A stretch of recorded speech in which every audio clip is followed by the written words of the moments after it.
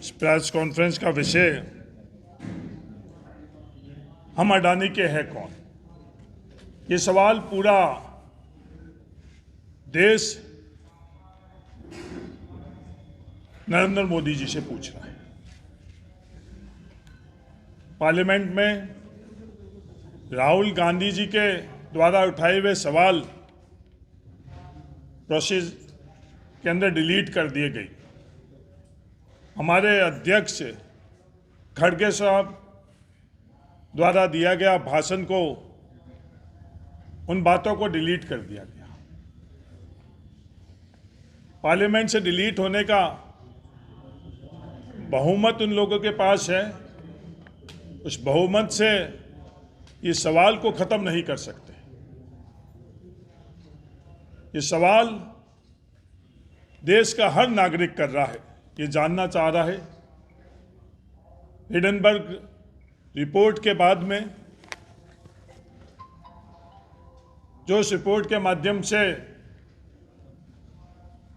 सवाल उठाए गए, उन सवालों का उत्तर नरेंद्र मोदी जी से पूछने चाह रहे हैं कि वो अपने मित्र अडानी के ऊपर इतने मेहरबान क्यों हैं।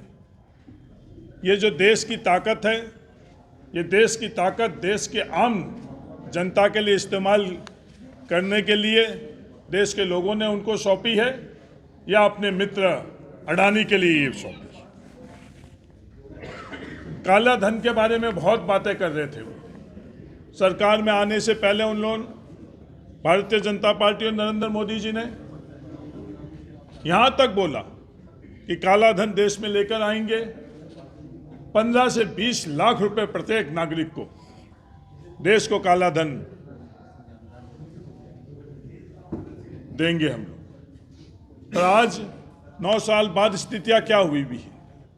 इस रिपोर्ट के अंदर जो सेल कंपनियां टैक्स हेवन कंट्रीज के अंदर बनी हुई है, आज देश जानना चाहता है कि वो कंपनी किसकी है, वो पैसा किसका है।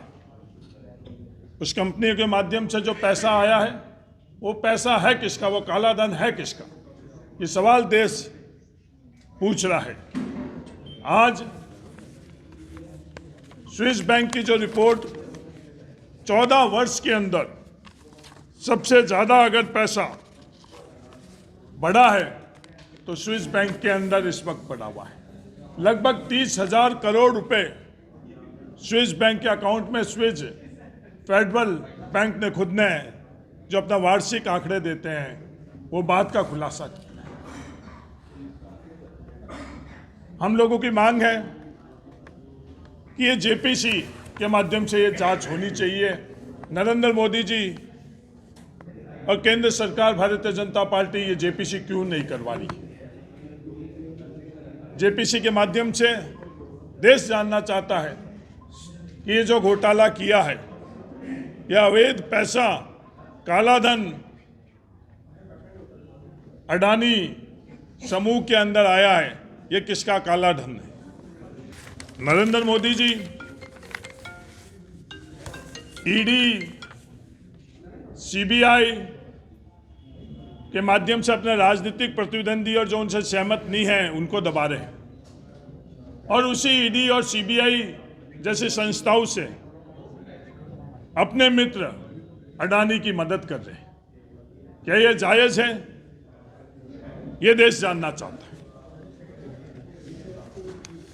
1992 के अंदर इस देश के अंदर हर्षद मेहता के संदर्भ में जेपीसी बनी। 2001 में केतन पारेख के घोटाले के लिए जेपीसी बनी। उस वक्त के तत्कालीन प्रधानमंत्री पीवी नरसिम्हा राव जी और अटल बिहारी वाजपेयी जी की सरकार ने वो जेपीसी का गठन किया है। तो अब ये देश के अंदर से क्या हालात बन गए हैं, क्या मंशा और मकसद है नरेंद्र मोदी जी का कि ये जेपीसी नहीं बना रही। ये देश जानना चाह रहा है। ये देश जानना चाह रहा है कि अडानी जी क्या नरेंद्र मोदी जी के रिश्ते क्या है।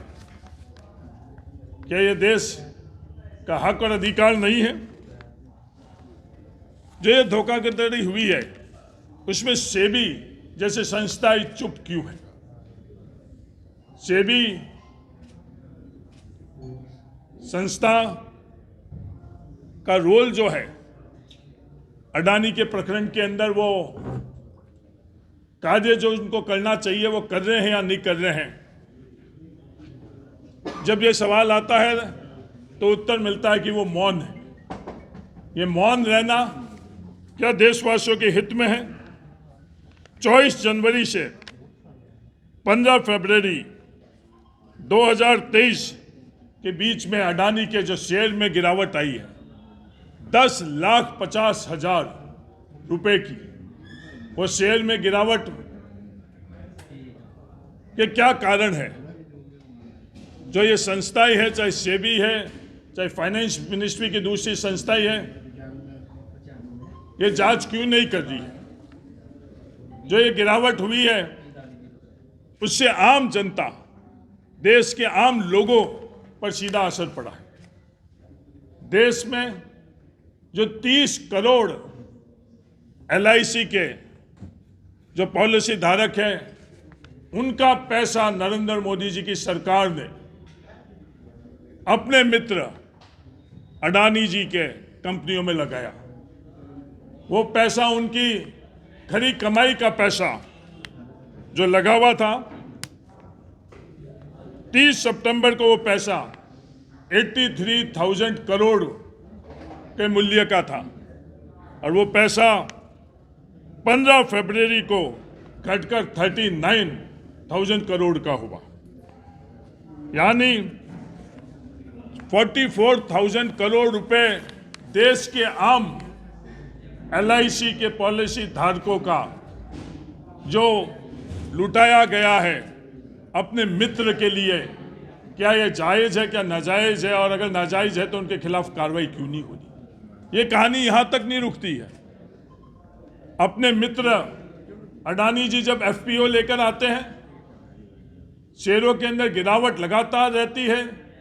पूरा देश और दुनिया जब जान चुका होता है कि कितना घोटाला हुआ है, उसके बावजूद भी LIC द्वारा 300 करोड़ रुपए उस FPO के अंदर लगाकर नरेंद्र मोदी जी ने जो तांडव और नंगा नाच केंद्र सरकार के माध्यम से, LIC के माध्यम से करा है, ये जानना चाहती है कि नरेंद्र मोदी जी और अडानी जी के बीच में क्या रिश्ते हैं।